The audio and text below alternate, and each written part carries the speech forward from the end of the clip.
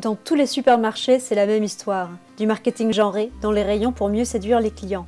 Du dentifrice Shakira pour femmes et chercheurs scientifiques pour les hommes. Des rasoirs bleus moins chers que les rasoirs roses, alors que, hormis le packaging, les produits sont identiques. Un sujet qui fait réagir, au niveau gouvernemental, avec ce tweet de l'ex-secrétaire d'État des droits des femmes, comme au niveau sociétal, avec des associations comme le collectif Georgette Sand. Elles ont mis la lumière sur le marketing genré avec les rasoirs monoprix identiques, mais au prix par unité beaucoup plus élevé pour les femmes que pour les hommes.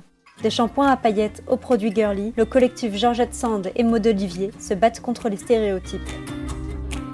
C'est au mouvement Nuit debout qu'on retrouve les militantes du collectif Georgette Sand. Elles alertent sur les différentes discriminations genrées et notamment sur la taxe rose.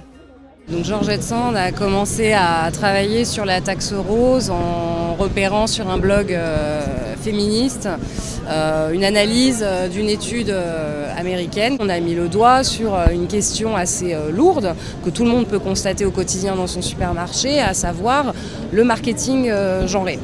C'est un sujet qui parle à toutes les femmes, sans distinction, ni économique, ni sociale, ni ethnique.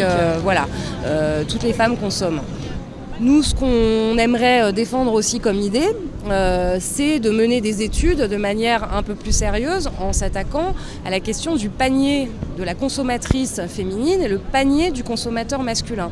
Parce que les injonctions sociales et culturelles à destination des femmes font qu'elles vont être plus consommatrices que les hommes d'un certain nombre de produits et notamment les produits d'hygiène et notamment les services coiffeurs pressing parce qu'ils sont liés à l'apparence. La délégation droits des femmes de l'Assemblée nationale puise aussi dans la société civile des idées qui permettent d'améliorer l'administration de l'État et l'égalité en l'occurrence entre les femmes et les hommes. Un combat qui, selon elle, doit être mené de manière plus large.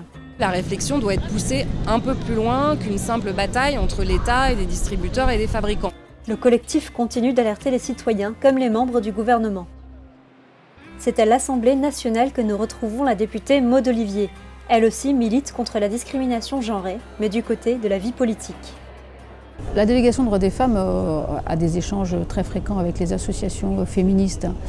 Et donc, effectivement, on voit bien qu'elles ont besoin parfois effectivement, de s'appuyer sur de la loi, mais parfois c'est elles qui sont à l'origine justement de nos prises de position et de nos combats. Nous avons travaillé dans le cadre de la loi Macron sur ce qu'on appelle la taxe rose. C'est donc une association, Georgette Sand, qui avait lancé l'étude. A priori, des produits équivalents sont plus chers pour les femmes que pour les hommes, mais tout n'est pas traité de la même manière en fait.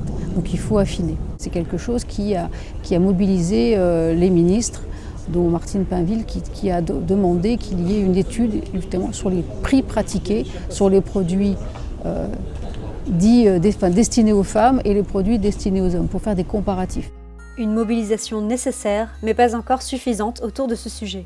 Il faut du lobbying, il faut des associations engagées, il faut du militantisme, mais en général ça marche parce que maintenant avec les réseaux sociaux et avec la communication que peuvent faire justement les associations, les entreprises n'ont pas envie d'être perçues comme sexistes ou faisant de la discrimination en fonction du genre. Des résultats donc, mais une discrimination encore trop présente dans notre société.